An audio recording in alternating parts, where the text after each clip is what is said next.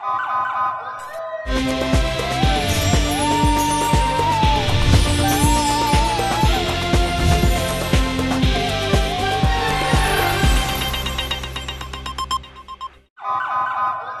پہلے نظر ڈالتے ہیں اب تک کی بلیٹن کی۔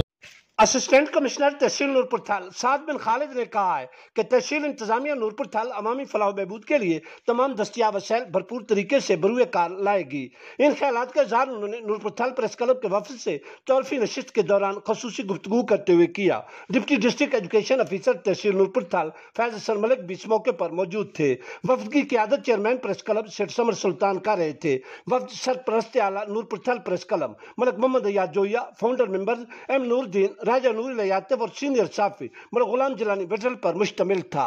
اسسٹنٹ کمشنر نے کہا کہ نورپور تھل شہر میں صحت و صفائی کے نظام کو مزید مؤثر بنانا، شہریوں کو پینے کے صاف پانی کی بروقت فراہمی، عوامی مسائل کو مقامی سطح پر جلد حل کرنا اور اجتماعی عوامی فلاح و بہبود ہماری ترجیحات ہیں۔ انشاءاللہ اس حوالے سے ہرگز کوئی کسر اٹھا نہیں رکھی جائے گی۔ اس موقع پر نورپور تھل پریس کلب کے وفد نے نئے تعینات ہونے والے اسسٹنٹ کمشنر سعد بن خالد کو تحصیل نورپور تھل کے باشیوں کے دیرینہ اجتماعی عوامی مسائل کے بارے میں بھی آگاہ کیا۔